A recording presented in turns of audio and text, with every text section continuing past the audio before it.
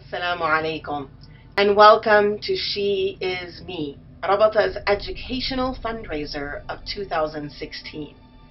We are celebrating 15 centuries of female scholarship, and today we go to the second century. In the second century, we meet Nafisa al-Tahira, the great scholar of Egypt, originally from Medina, originally the descendant of the Prophet sallallahu alaihi wasallam. In Medina, her father would take her as a young girl to the mosque to pray in the Prophet sallallahu alaihi wasallam's mosque every single fard. And so as a young 5-6-year-old, she would pray all of her daily prayers in the Prophet's mosque. Peace and blessings be upon him. As she grew, she memorized the Quran at a very young age, and then she began to study and memorize the sayings of the Prophet sallallahu alaihi wasallam. She became a great scholar in all of the different Islamic sciences. She married and they moved to Egypt. In Egypt, she became very well known and a teacher of many. It said that people would line up outside of her door, and the line would go off down the street of those who waited to ask her questions and ask for her advice. We also know that Imam Shafi'i counted her as one of his teachers. She was a very religious, devout, spiritual woman.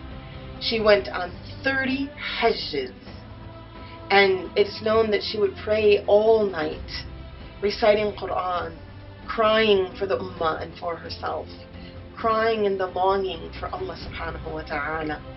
She fasted continuously, and she cared for the people around her. We have a story where she was asked to care for one young child who was challenged physically. She was not able to walk. And this young child was actually a Christian child, and she cared for her and prayed for her over her bed, prayed for her that she would be able to walk again. And by the time her parents came back, the child could walk. This is a special answered dua that Sayyida Nafisa had for this child, we can say. And her parents were so taken by this answered dua that the whole family entered into Islam. And carrying the poster of Nafisa al-Tahira is Dr. Sadia Mian. And she does her own curing because she is an endocrinologist. And she has worked hard to be at the top of her field. She is a sought after doctor, known for her kindness to her patients and her thoughtful discussions and thoughtful prescriptions for their health. She looks not only to medications that we are normally looking at to help our hormonal issues, but also helps them find natural remedies and helps them with their diet and other things.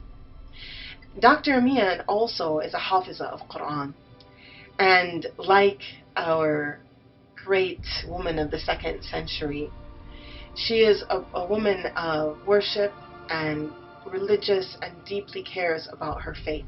She's writing a book. She's also a writer, and she's writing a book called The Crowning Venture, which Daybreak Press will be publishing, we hope, in the fall, inshallah.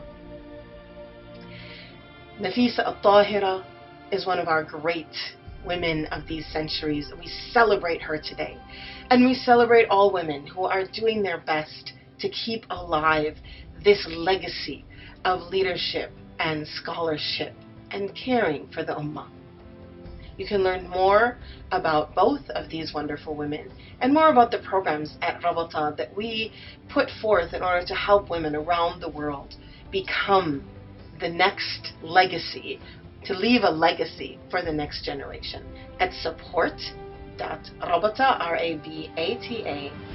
Rabata.org, support.rabata.org. Assalamu alaikum.